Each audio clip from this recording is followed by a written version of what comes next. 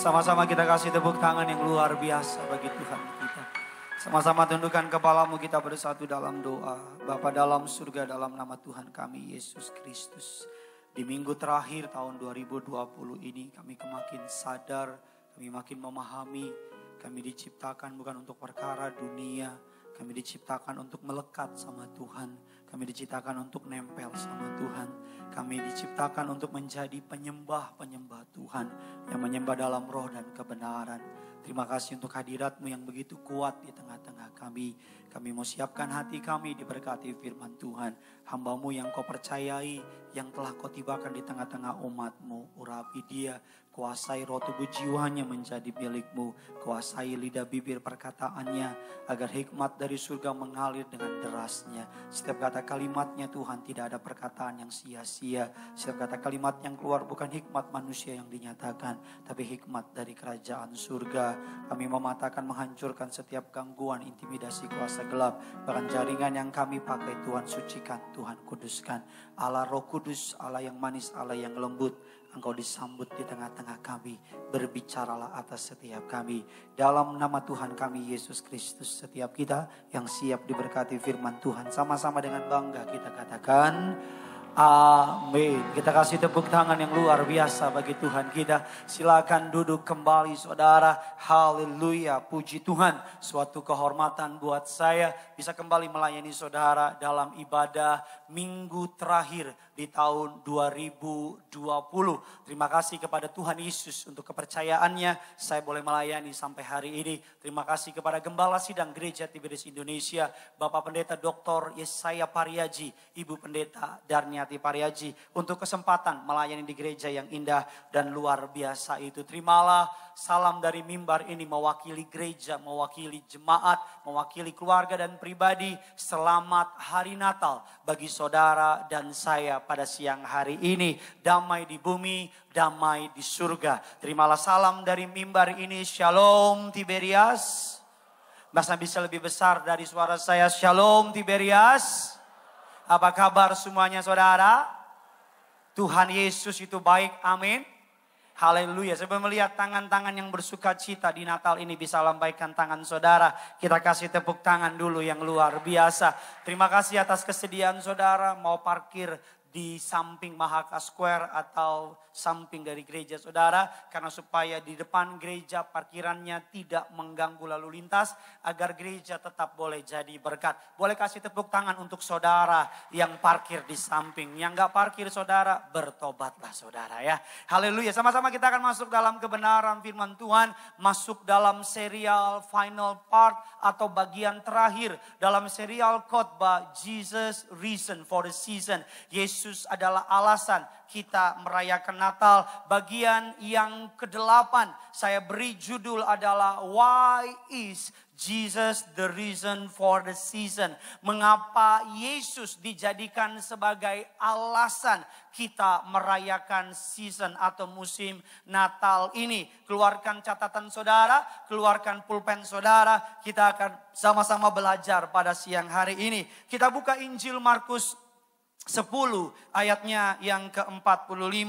Markus 10 ayatnya yang ke-45. Yang sudah di sana sama-sama dengan saya katakan, saya pasti diberkati. Kurang semangat, lantai 3, lantai 4, lantai 2 sama-sama. 1, 2, 3, iya. Mantap jiwa. Yuk sama-sama kita baca. 3, 2, 1, iya. Karena melainkan untuk melayani dan untuk nyawanya menjadi tebusan bagi apa? Banyak orang. Ini adalah berita inti dari Natal. Anak manusia datang bukan untuk dilayani.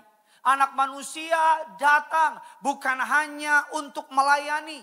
Tetapi firman Tuhan berkata, anak manusia datang untuk memberikan nyawanya bagi tebusan orang banyak. Kalau Yesus datang hanya untuk memulihkan ekonomi saudara, Yesus nggak perlu datang. Cukup Elisa yang datang. Karena Alkitab mencatat Elisa bertemu dengan seorang janda. Anaknya hendak dijual jadi budak. Karena pengurapan Allah ada atas Elisa, janda itu menjadi berkelimpahan. Kalau Yesus datang hanya untuk membangkitkan orang mati, Yesus nggak perlu datang. Karena Elia banyak membangkitkan orang mati. Kalau Yesus datang hanya untuk mengubah air menjadi anggur, mengubah keadaan saudara, Yesus nggak perlu datang. Karena Musa lebih hebat lagi, mengubah air menjadi darah dalam 10 tulah ketika bangsa Israel di tanah Mesir. Kalau Yesus datang hanya untuk perkara-perkara yang sementara, dia nggak perlu datang. Nabinya bisa melakukannya. Tapi Yesus perlu datang karena Yesus tahu bahaya terbesar yang orang percaya alami bukan kemiskinan. Karena kalau saudara boleh kekurangan, tapi kalau saudara percaya Yesus, kalau saudara mati, surga masuk saudara. Saudara boleh sakit, tapi saudara percaya Yesus. Kalau saudara dipanggil Tuhan, saya jamin saudara masuk surga. Tapi saudara boleh sehat, tapi nggak percaya Yesus. Saudara boleh kaya, berkelimpahan, tapi nggak percaya Yesus. Neraka menjadi bagian saudara. Kalau nggak percaya, matilah kau malam ini. Biar kau lihat benar apa nggak omongan saya. Kita akan masuk, ada sedikitnya 3 kebenaran firman Tuhan. Mengapa Yesus adalah alasan kita merayakan Natal. Tiberias Gading Nias yang di rumah, saudara siap diberkati? Kasih tepuk tangan dulu di atas kepala saudara. Lebih dahsyat lagi buat Tuhan kita. Yang pertama, catat saudara. Saya catat dalam slide saya. Mengapa Yesus alasan kita merayakan. Jesus came to give his life as a ransom for many. Yesus datang ke dunia untuk memberikan hidupnya sebagai korban tebusan, sebagai korban pembayaran, sebagai alat untuk saudara dan saya pergunakan untuk saudara dan saya bisa bertemu dengan Bapa di surga. Alkitab menggambarkan Yesus lahir di kandang domba, bukan karena secara kontekstual tidak punya tempat. Tapi Yesus ingin mengajarkan Allah yang maha tinggi tidak memandang kesetaraannya dengan Allah sebagai sesuatu yang perlu dipertahankan. Makanya semua anak Tuhan harus orang yang rendah hati, katakan amin. Karena Tuhan kita juga rendah hati, dia tidak menganggap dirinya harus hotel baik dan sebagainya. Dia lahir di kandang domba. Alkitab katakan dia lahir di kandang domba sebagai bukti bahwa saudara dan saya dia lahir di tempat yang namanya makanan domba. Palungan. Gambaran apa Pak Pendeta? Gambaran saudara dan saya digambarkan sebagai domba. Alkitab menggambarkan, dinubuatkan bahwa Yesus akan menjadi makanan bagi umatnya. Yesus akan mati di kayu salib, tubuh dan darahnya yang setiap minggu kita nikmati akan menjadi makanan untuk saudara dan saya kuat selama hidup di bumi ini. Katakan amin. Dan yang kedua, Yesus lahir di palungan sebagai gambaran apa? Saya nggak pernah ketemu orang yang baru lahir, bayinya ditaruh di tempat yang kotor. Karena palungan adalah tempat yang penuh dengan bakteri. Palungan adalah tempat yang penuh dengan kuman. Ketika anak saya lahir, saudara, kemarin 25 tepat 2 tahun. Ketika anak saya lahir, anak saya kalau saya mau pegang harus cuci tangan. Kalau saya pulang dari kantor, dari pelayanan, saya harus mandi. Karena jangan sampai kuman yang saya bawa dari luar, ketika saya pegang anak saya Genesaret, dia kena. Karena si anak kecil belum punya sistem imun yang kuat. Jadi nggak ada orang baru melahirkan bayi, ditaruh tempat yang kotor. Tapi mengapa bayi Yesus ditaruh dalam palungan, tempat yang penuh dengan bakteri, tempat yang penuh dengan kekotoran. Sebagai gambaran apa? Allah yang maha kudus itu, Allah yang maha mulia itu, mau datang di tengah kekotoran dunia untuk menebus saudara dan saya. Katakan amin. Yang pertama dikatakan dalam Galatia 4, yuk sama-sama kita pelajari. Galatia 4 ayat 4 dan 5. Sama-sama kita baca, saya baca ayat yang keempat. Tetapi setelah genap waktunya, Natal maksudnya di sini, maka Allah mengutus anaknya Yesus yang lahir dari seorang perempuan, takluk kepada hukum Taurat. Ayatnya yang kelima, sama-sama kita baca. Supaya kita diterima menjadi apa? Sama-sama bilang sama saya anak Tuhan. Bilang kiri kanan saudara, kamu anak raja. Bilang sama yang baru ngomong, kamu juga anak raja. Tuhan datang ke dunia supaya saudara dan saya derajatmu kembali dinaikkan. Saudara dan saya menjadi anak raja. Katakan amin. Saya nggak pernah lupa berapa tahun yang lalu makan di sebuah restoran daerah Kelapa Gading. Sebuah restoran sampingnya tempat parkir yang cukup kotor. Tidak ada orang yang berani parkir di situ. Karena kalau parkir di situ takut sebagainya. Yang jaga orang-orang timur saudara. Orang-orang yang kulitnya cukup lumayan gelap. Kalau mobil saya masuk dia tahu itu mobil pendeta. Langsung dia action keluar dari semak-semak. Terus. Padahal mobilnya udah stop. Terus. Ketika saya keluar. Siap Bapak Raja. Siap Bapak Raja. Siap Bapak Raja. Saya baru tahu pendeta dipanggil Bapak Raja. Siap Bapak Raja. Saya bilang siap. Karena dipanggil Bapak Raja. Kan anak Bapak kita kan Raja. Kita anaknya juga Raja. Masuk ke dalam karena dipanggil Bapak Raja bungkusin deh. Lah kan udah dipanggil. Bapak Raja bungkusin pulang amplopin deh. Tanya berapa orang Bung? Siap ada 5. Salah nanya dalam hati gue. Banyak banget. Udah berkatin. Siap Bapak Raja. Terima kasih. Kalau ada apa-apa di Indonesia Raya selain roh Tuhan kami siap. Kata gitu siap. Kita dipanggil Bapak Raja. Kita tuh dipanggil anak raja. Anak raja itu gak pernah ketakutan. Karena anak raja tahu bapaknya raja sanggup pelihara dia. Amin saudara. Anak raja sikapnya beda. Saya jangankan anak raja baru ketemu anak pejabat aja udah beda. Apalagi anak raja segala raja. Tapi Pak Pendeta saya jomblo. Ya itu derita lo. Tapi engkau anak raja katakan amin. Pak Pendeta saya kemari jalan kaki. Enggak apa-apa. Bukan karena apa yang kau punya. Tapi kepada siapa engkau menaruh kepercayaan. Amin. Kita anak raja. Alkitab katakan demikian dalam Matius 1 ayat 21. Yesus datang untuk memberikan tubuhnya, darahnya sebagai penebus bagi saudara dan saya. Sama-sama ia akan melahirkan anak. Dan engkau akan menamakan dia. Karena dialah yang akan apa? Menyelamatkan umatnya dari apa? Dosa mereka. Allah tahu bahaya terbesar yang mengincar orang percaya bukan kemiskinan. Bahaya terbesar yang mengincar orang percaya bukan sakit penyakit. Tapi bahaya terbesar yang mengincar setiap kita anak-anak Tuhan adalah dosa. Allah tahu manusia nggak mampu menyelesaikan masalah dosa. Allah tahu sebaik apapun manusia gak bisa masuk ke surga tanpa darah Yesus.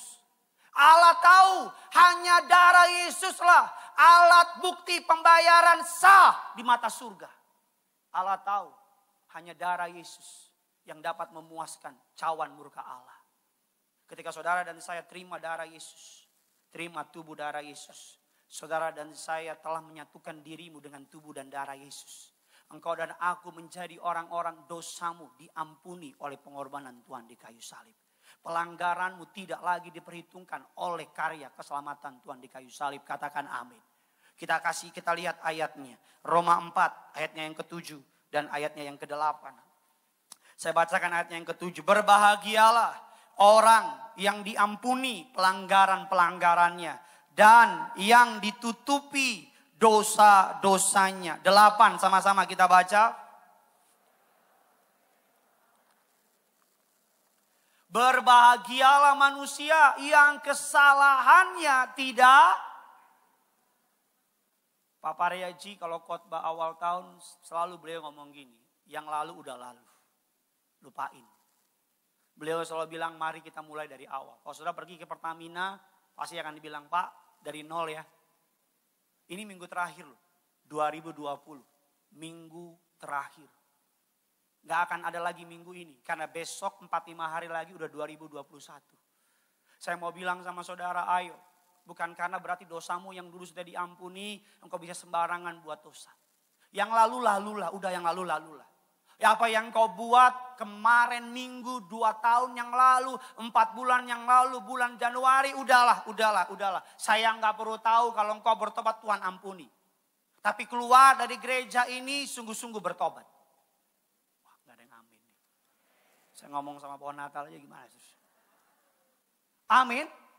Udahlah, yang lalu-lalu lah Pak. Udahlah Pak. Yang dulu-dulu lah Bu. Anak muda udahlah, yang dulu-dulu lah. Nanti masuk tahun yang baru, bertobat. Jangan nanti, sekarang. Pulang dari tempat ini, bertobat. Katakan amin. Karena Yesus datang untuk menjadi juru selamat bagimu. Ketika menjadi presiden, almarhum Gus Dur pernah menyampaikan sebuah kata sambutan yang disambut dengan penuh kontroversial. Dikatakan demikian, perayaan Natal harusnya dirayakan bukan hanya oleh orang Kristen. Tapi perayaan Natal harusnya dirayakan oleh seluruh orang umat beragama. Karena Yesus bukan hanya juru selamat orang Kristen. Tapi Yesus adalah juru selamat bagi seluruh orang beragama. Wah, aminnya kayak gak yakin nih saudara. Ayo dong kalau bangga jadi orang Kristen, tepuk tangan buat Tuhan kita. Amin. Lo yang ngomong kalau saya mah penistaan. Yang ngomong almarhum Gus Dur, petinggi ketua dari NU dan sebagainya. Dia yang ngomong, Yesus adalah juru selamat. Yang repot apa? Orang di luar kita percaya Yesus juru selamat. Ada banyak hari-hari ini pandemi ini banyak orang bertobat terima Yesus. Ada banyak orang hari ini kita yang sudah di dalam keselamatan, kitanya gimana? Kita yang sudah dalam Kristus, kitanya gimana? Jangan orang yang baru terima Yesus lebih maju dari kita. Jangan orang yang belum kenal Tuhan lebih sungguh-sungguh cari Tuhan daripada kita. Seringkali orang yang dulunya bukan Kristen, terus sekarang jadi Kristen. Seringkali lebih radikal, lebih sungguh-sungguh cari Tuhan daripada kita yang dari kandungan. Udah di USG ada Alkitab di kandungannya. Nah, lu jangan ketawa, lu bertobat, lu ketawa. Saya mau bilang ya, saya ngucap syukur loh.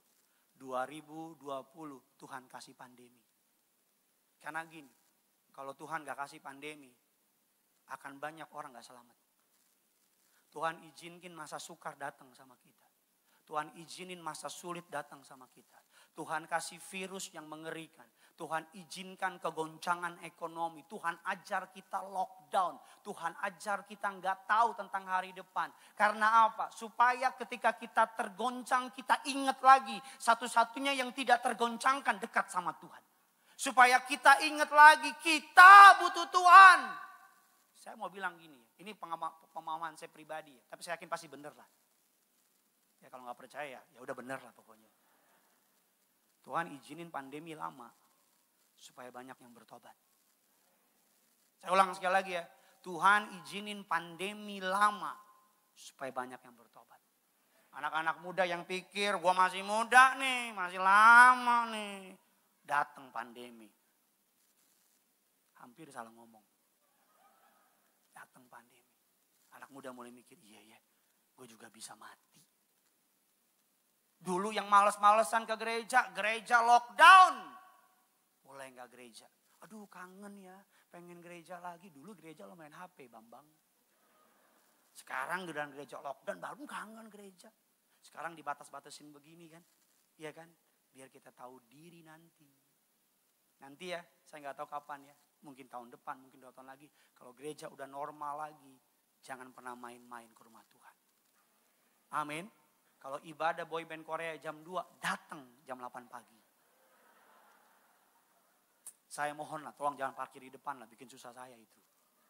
Yang pertama, yang kedua, mengapa Yesus datang ke dunia? Yang pertama, untuk memberikan tubuhnya sebagai persembahan atau penebusan ransom for a many. Yang kedua, mengapa Yesus datang? Ini masuk dari poin yang tadi. Jesus came to call sinners to repentance. Untuk bertobat. Lukas 5 ayatnya yang ke-31, 32. Yuk sama-sama kita baca. 1, 2, 3, ya. Lalu jawab Yesus kepada mereka. Katanya, yang memerlukan tabib tetapi 32 sama-sama kita baca. Aku tetapi orang berdosa, supaya, sekali lagi, supaya mereka apa?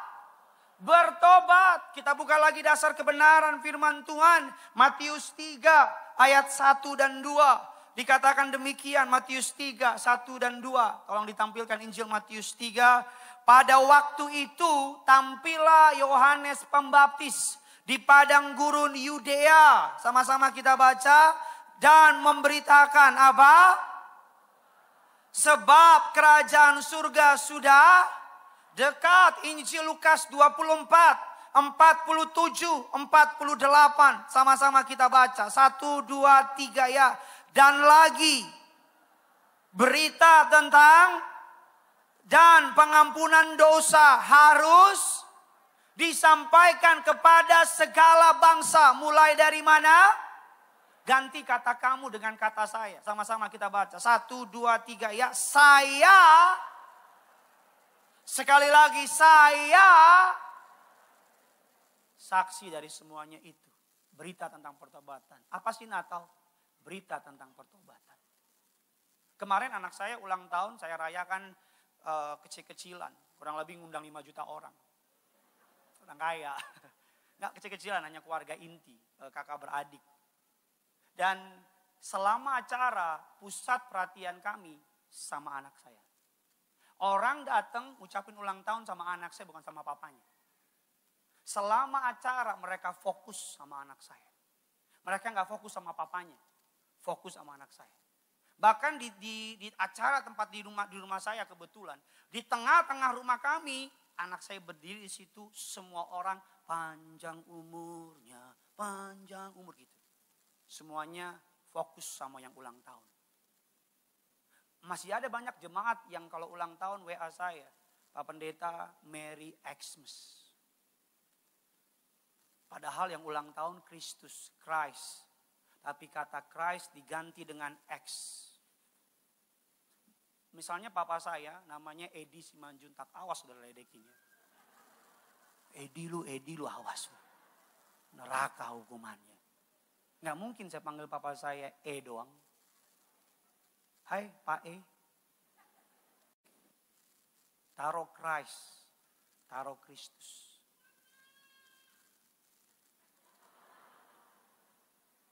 Apa anakku? Iya, taruh Christ di situ. Saya teringat setiap kali 4 Juli Amerika mengeluarkan sebuah undang-undang. Mereka boleh membebaskan orang berdasarkan pilihan presiden. Disebut dengan yang namanya grasi atau amnesti. Pada masa itu Presiden Abraham Lincoln. Dia datang ke sebuah penjara. Dia memilih narapidana untuk dibebaskan. Dia masuk ke penjara pertama, penjara kedua, penjara ketiga dan seterusnya. Di penjara pertama Abraham Lincoln ketemu dengan narapidana. Narapidana berkata, Mr. President, saya orang baik. Saya orang baik, tolong bebaskan saya. Penjara yang kedua bilang lagi, Mr. President, yang salah teman-teman saya. Saya dijebak, saya orang baik, tolong bebaskan saya. Di penjara yang ketiga bilang lagi, Mr. President, saya difitnah. Yang salah bukan saya salah tangkap, saya orang baik, tolong bebaskan saya. Semua sel bilang saya orang baik, saya nggak bersalah, tolong bebaskan saya. Sampai di sel terakhir ada seorang laki-laki duduk di sudut penjaranya. Abraham Lincoln mendekat dan bapak-bapak itu mendiam, laki-laki itu diam. Dan Abraham Lincoln berkata, apakah Anda tahu saya siapa? Jawab narapidanya, saya tahu. Anda adalah Presiden Amerika Serikat. Ditanya lagi sama Abraham Lincoln, apakah kamu tahu apa yang bisa saya lakukan bagi hidup kamu? Saya tahu, sebagai Presiden Amerika Serikat engkau dapat membebaskan aku. Lalu ditanya, mengapa kamu berdiam diri? Mengapa kamu tidak berteriak-teriak seperti temanmu yang lain berkata benar dan minta saya bebaskan? Apa jawaban narapidana itu? Saya orang jahat. Saya pantas ada di penjara. Kalau saya di penjara karena saya salah. Kalau saya di penjara karena memang kesalahan saya. Satu-satunya saya bisa bebas dari penjara ini karena kebaikan hati presiden. Bukan karena kebaikan saya. Mendengar itu Abraham Lincoln kaget. Kagum dia. Dia panggil kepala penjara. Sipir, kemari. Sipir datang. Ada apa Mr. Presiden? Dari tadi saya kunjungin semua di narapidana ngakunya orang baik. Gak ada yang ngaku orang jahat. Cuman itu di ujung tuh ngaku orang jahat. Gimana kalau orang jahat itu yang di ujung kita bebaskan. Supaya tidak pengaruhi orang baik yang lain ini semua di sini. Ada yang masih? Memang kalau Natalan kemarin banyak makan babi gak nyambung memang. Mana saya Natalan acara keluarga pesen babi BPK 5 kilo. Saya habisin 2 kilo. Ketika makan saya melihat anak manusia di surga. Kalau saudara bisa melewatkan 2020, semua karena anugerah. Kalau saudara bisa berdiri sampai hari ini, semua karena kebaikan. Semua karena pertolongan, bukan karena kuat gagah kita. Amin saudara, bukan karena kemampuan kita. Nanti tanggal 31, Gereja Tiberias mengadakan ibadah online. Karena kalau offline kita takut terlalu banyak lagi gak jadi berkat. Pak Pariaji yang pimpin jam 10. Beliau mau pimpin, senang sekali beliau mau pimpin. Saya mau bilang jangan lewati pergantian tahun. Sebagai pendeta yang dipercaya jam 2 di tempat ini. Saya kurang lebih udah 2000 tahun lah jam 2 di sini. Saya mau bilang ya, sebagai pendeta, sebagai pastor saudara. Saya mau bilang ya, jangan lewati pergantian tahun, detik-detik tahun terakhir 2020. Menit-menit awal tahun 2021 tanpa hadirat Tuhan. Saudara yang punya schedule ke tempat lain tanpa cari Tuhan, batalin. Saudara yang punya rencana untuk party-party di Bundaran HI gak kemana-mana, tetap di situ dia. Batalin. Pergantian tahun sebagai pendeta saudara, saya mohon for the love of God. Untuk kasih Tuhan. Demi kasih Tuhan, datang di pergantian tahun, cari Tuhan. 365 hari 2020 dia jaga pelihara saudara. 52 minggu selama setahun ini dia gak pernah lalai tolong saudara. Setiap hari, setiap minggu di tahun 2020 dia pelihara saudara dan saya. Masa sih gak bisa 2 jam cari Tuhan? Amin. Apalagi Pak Pariaji yang pimpin. Beliau pimpin di pergantian tahun, beliau pimpin perjamuan kudus. Makanan pertama di menit-menit tahun 2021, tubuh darah Yesus. Wah amin yang kurang semangat. Tubuh darah Yesus. Habis itu ambil minyak urapan. Urapi istrimu, anak-anakmu, keluargamu. Habis itu ngapain? Berlutut, kamsia sama Tuhan. Tuhan walaupun 2020 berat. Tapi aku dapat melewatinya bersama dengan Engkau. Aku serahkan 2021 ke dalam tangan Tuhan. Jangan takut. Kalau engkau lakukan itu, 2021 akan jadi tahun berkat. Tahun kemenangan, tahun mukjizat buat saudara. Jam 10, Pak Pariaji pimpin. Jangan lupa, jam 6 Gideon pimpin juga. Kan cuma info. Yang keempat, yang ketiga, yang terakhir saudara. Mengapa Yesus adalah alasan kita merayakan Natal. Yang pertama dikatakan Yesus datang untuk memberikan hidupnya sebagai korban penebus saudara dan saya. Yang kedua untuk memanggil orang-orang berdosa supaya bertobat. Yang ketiga mengapa Yesus datang ke dunia dan apa alasannya Yesus menjadi reason for the season. Yang ketiga, yang terakhir. Yesus datang untuk memberikan eternal life. Jesus came, Yesus hadir untuk menyediakan hidup kekal bagi saudara dan saya. Firman Tuhan mengatakan bagi orang percaya tidak ada yang perlu ditakutkan dengan namanya kematian. Katakan amin. Satu-satunya kepercayaan yang menganggap kematian adalah tidur sesaat hanya kekristenan. Satu-satunya kematian, satu-satunya agama yang menganggap kematian hanya tidur sesaat, hanya kekristenan. Satu-satunya agama yang mempercayai kematian adalah tutup mata di bumi, buka mata di surga adalah kekristenan. Karena ketika kita dalam Kristus, kita mati tutup mata, kita buka mata, sudah bersama Tuhan di surga. Amin saudara. Karena berita tentang hidup kekal, berita tentang yang namanya neraka dan surga, gereja harus terus sampaikan. Biar tujuan saudara gak lagi soal cuman cien. Gak cuman untung rugi, laba rugi. Biar saudara mulai memikirkan kehidupan kekal. Dasar kebenaran firman Tuhan. Kita lihat Injil Yohanes 3 ayat yang ke-18. Injil Yohanes 3 ayat yang ke-18. Sama-sama kita baca. 3, 2, 1, ya.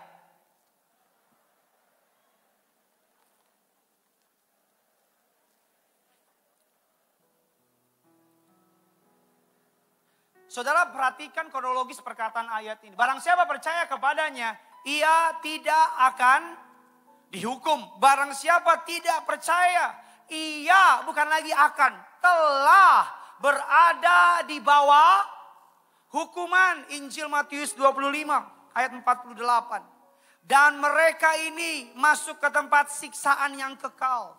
Tetapi orang benar ke dalam. Berapa banyak orang benar di tempat ini? Bisa angkat tangan saudara. Di atas, di bawah. Kalau engkau jaga hidupmu, sungguh-sungguh cari Tuhan, engkau dan aku akan masuk ke dalam kerajaan kekal. Sampai selama-lamanya. Saya kalau doain orang yang usianya udah senior, ini bukan sekali, dua kali, tapi berkali-kali. Panjang umur. Kasih tangan saya diginin, Pak Pendeta. Gak usah panjang umur. Loh kenapa? Gak usah jauh-jauh deh. Namboru saya, adik papa saya. Umurnya 81 tahun. Papa saya 83. Kalau saya tumpang tangan, bau panjang umur. Jangan bontot. Gak usah doain bau panjang umur. Loh kenapa bau? Bau sudah puas hidup. Bau cuman minta agar bau dipanggil Tuhan dalam keadaan ikut takut akan Tuhan. Saya dengarnya kaget. Bahkan dia tanya, Bontot boleh gak doa sama Tuhan? Doa apa bau? Supaya bau dipanggil Tuhan.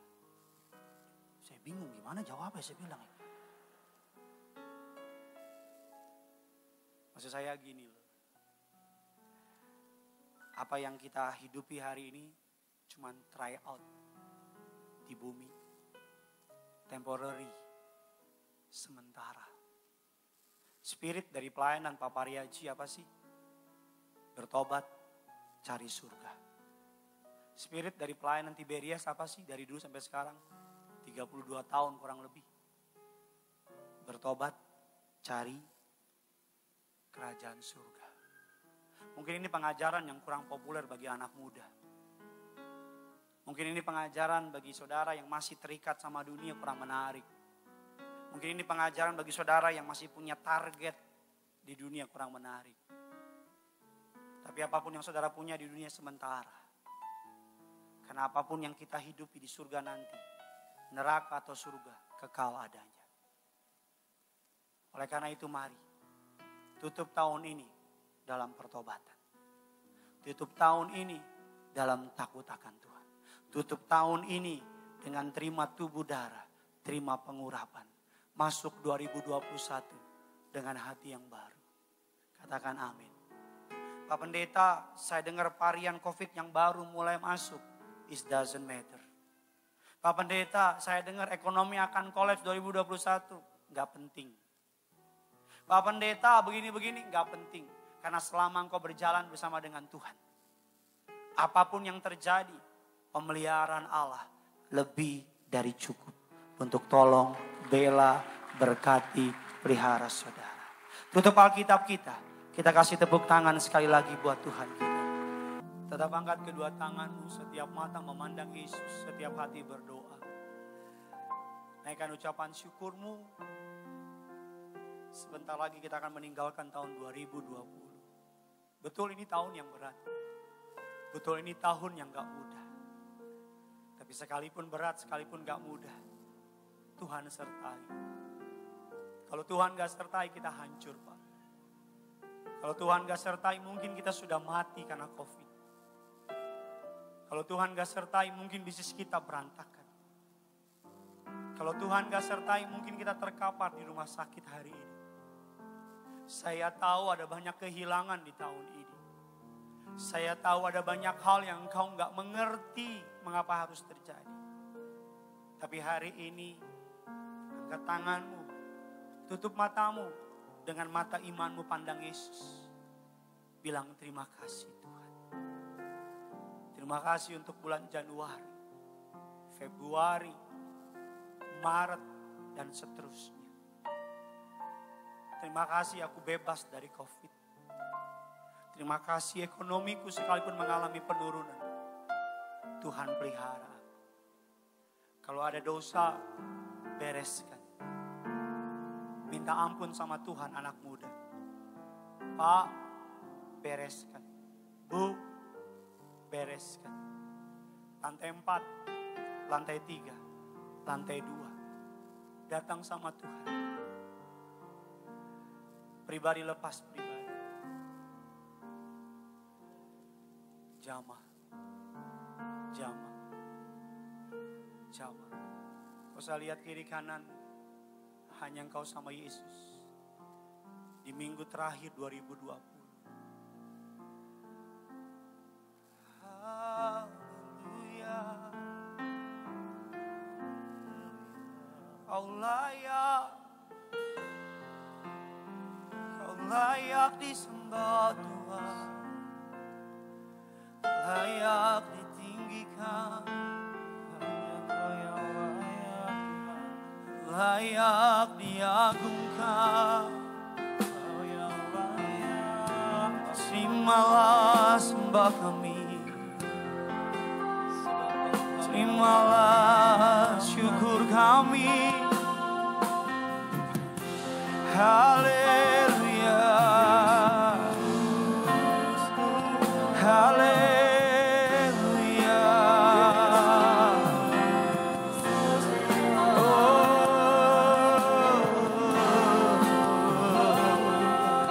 Bagimu pujian, bagimu hormat, bagimu kemuliaan dari kekal sampai kepada kekal. Haleluya. Di minggu terakhir 2020 kami bawa kepadamu Tuhan segala hormat, segala pujian, segala kemuliaan bagi Raja di atas segala raja, bagi Tuhan yang bertata, bagi Yesus Tuhan. Haleluya. Bagimu hormat, bagimu pujian, bagimu kemuliaan, bagimu ucapan syukur. Ilala shikila mala syaka.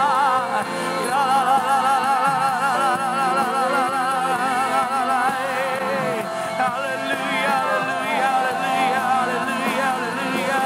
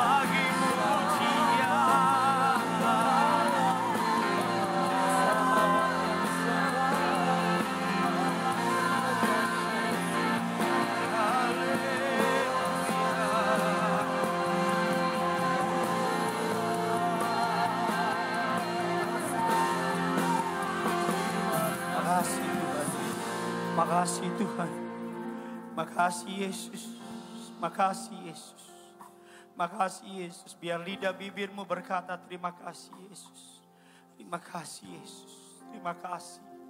Lebih lagi, lantai 3, lantai 2, lantai 4. Terima kasih Yesus, terima kasih Yesus, terima kasih. Kalau kami mengingat masa-masa sulit di tahun ini, tapi kami dapat melewatinya semua karena penyertaan-Mu. Kalau kami ingat masa-masa ketakutan, masa-masa hancur hati, masa-masa kekurangan dan kami bisa berdiri sampai hari ini, kami teringat akan kasih setia-Mu. Kalau kami hari ini sekalipun kami melewati yang namanya lembah kekelaman, tapi kami bisa berdiri dalam keadaan hari ini, kami teringat akan kasih setia-Mu atas hidup kami. Terima kasih Tuhan, Kau yang layak, Kau yang layak, Kau yang layak. We give you honor, we give you glory.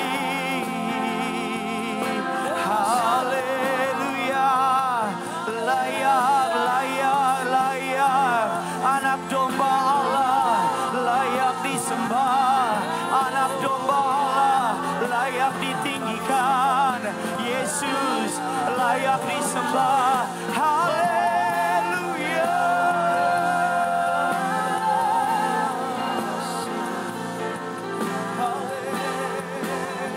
Amin.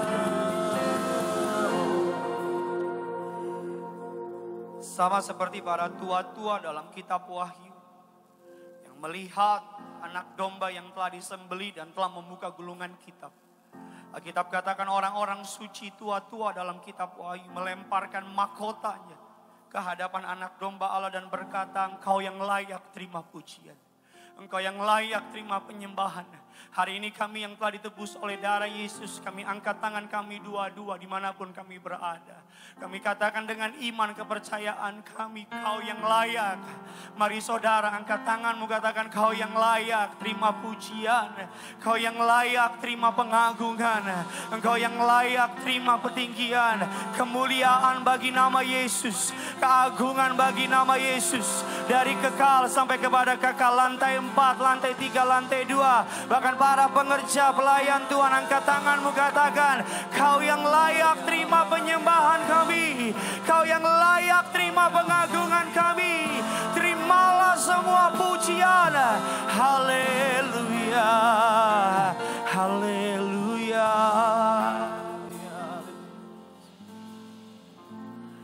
Kalau tidak dibatasi oleh waktu, kami lebih lagi mau menyembah Tuhan.